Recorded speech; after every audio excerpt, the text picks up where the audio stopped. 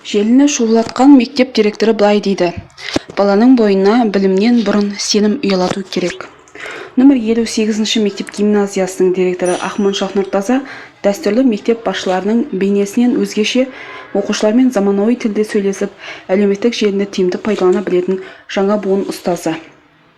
Соңғы кездері TikTok пен Instagram желілерінде көптің назарын аударған бір ерекше тұлға Астана қаласындағы нөмір 58-ші мектеп гимназиясының директоры Ақмоншақ Нұртаза.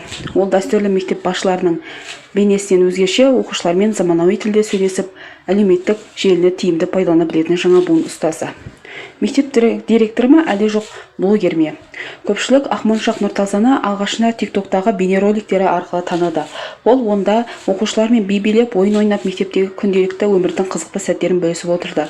Бұл видеолар лезде вирустық сипатқа ие болып, мыңдаған қаралым мен пікір жинап алды.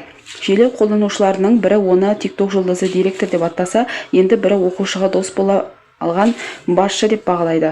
Алайда мұндай ерекше тәсілдер бәріне бірдей ұнай қойған жоқ. Кейбір қолданушылар былай деп айтыпты: мектеп тәртіп пен тәрбие орны, шоу емес, мектеп емес, вайнер секілді. Солай желіге шығу үшін оқушылармен билеудің қажеті жоқ деген пікірлер жазып, оның беделін түсіруге тырысты. Бірақ бұндай сындарға Ақмоншақ Нұртаза байыппен, сабырмен жауап беріп отыр. Ол өз миссиясын былай сипаттайды: қазіргі заманның баласын тек оқу бағдарламасымен қызықтыру қиын. Олар визуал, эмоция, еркіндік тілінде сөйлейді.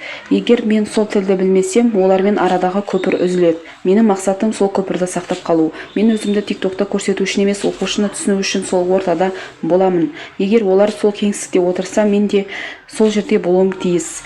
Бірақ мен тәрбиеші ретіндегі жауапкершілігімді ешқашан ұмытпаймын. Желідегі оған бағытталған хейт қанша көп болса да, қолдаушылар да одан артық.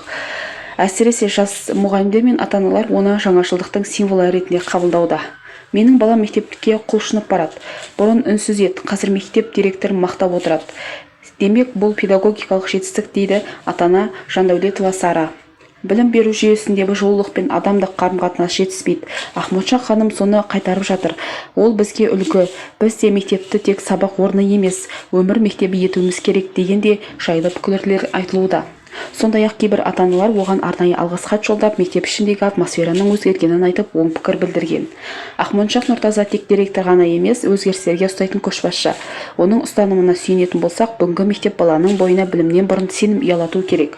Ал ол сенім қарым-қатынас пен ашықтық арқылы қалыптасады.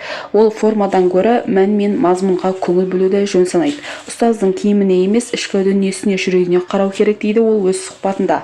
Осы пікірде желіде қызу талқыланып, мыңдаған адам қолдау білдірген еді. Ақмоншақ Нұртаза дәстүрлі мектеп жүйесін бұзбай, заманауи тәсілдерді қосып, жаңа буын оқушыларына әсер етіп отырған тұлға. Ол өз уақытын, аудиториясын, баланың жан дүниесін түсінетін ұстаз.